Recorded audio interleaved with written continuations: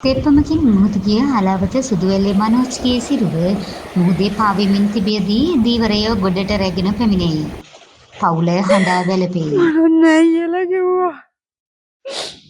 නිකන් ඉස්සෙප්පම බෝට්ටුවක ඇදගෙන එනවා දැක්ක ඔය හරියට. එතරයි මට දාන්න. කට මම හිතන්නේ 21 වෙනිදා මුල පුරනවා. ඒ ගැන අපි ඇත්තට සමස්ත ධීවරය හැටියට සතුටු වෙනවා.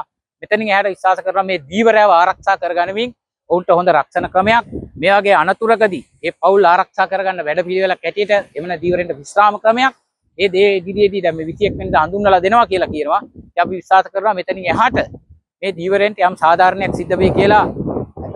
The current report අප කෙරෙහි ඔබ තැබූ විශ්වාසය ඉදිරියටත් අපි රකින්නෙමු. ඔබට අපේ ගෞරවය.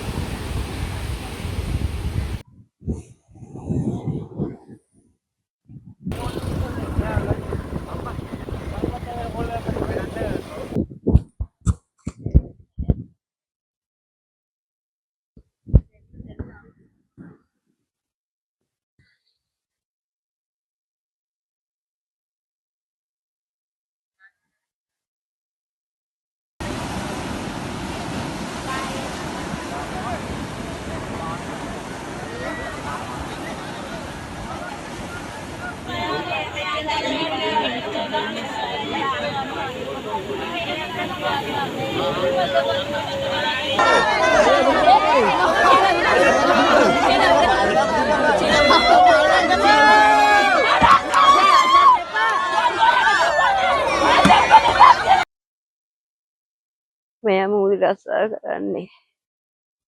උදේ පාන්දර 4ට දෙප්පමේ ගිහින් ඇවිල්ලා තියෙනවා. ගිහින් ඇවිල්ලා දෙවෙනි සැරේට ගියාට පස්සේ තමයි මේ අබද්ධිය වෙලා තියෙන්නේ. මම ඉන්නේ හලාවත. මට දුව කතා කරුවේ මං හිතුවේ එයාට අසනීපයක් කියලා පුතා රස්සාව ඉන්න හන්දා. එයාට අසනීපයක් කියලා මම මෙයාත් එක්කලා දුබල බයිසිකලේ එනකොට මරුන් නෑ කියලා කිව්වා. නිකන් ඉස්සෙප්පම බෝට්ටුවක ඇදගෙන එනවා දැක්ක ඔය හරියට. එතරයි මට දාන්නේ. වශයෙන්ම කිව්වොත් මෙවැනි අනතුරක් මෙවැනි සත්‍යයක් මේිට පෙරත් වෙලා තියෙනවා. ඒ වෙච්ච අවස්ථාවේදී පහුගිය කාලේ තිබිච්ච හැම පාලන සමයකදීම වුන් ආවා. ඇවිල්ලා වෙරළට ඇවිල්ලා බලනවා. බලලා తాවකාලිකව මේ ගැන සොයනවා. නමුත් එතනින් එහාට කිසිම විකල්පයක් තිබුණේ නැහැ. නමුත් වර්තමාන රජය මේ වෙනකොට මේකට උර දීලා තියෙනවා. ඉතින් අපිට හරි සතුටුයි ධීවරය හැටියට. ඇත්තටම මමත් අවුරුදු 40කට වැඩි කාලයක් ධීවර කර්මාන්තේ කරපු කෙනෙක්. තාමත් මම ධීවර කර්මාන්තේ යෙදෙන කෙනෙක්. ඒ අනුව අපි විශ්වාස කරනවා මෙතනින් එහාට මේක සාර්ථක ගමනකට මම හිතන්නේ 21 වෙනිදා මුල පුරනවා. ඒ ගැන අපි ඇත්තට සමස්ත ධීවරය හැටියට සතුටු වෙනවා.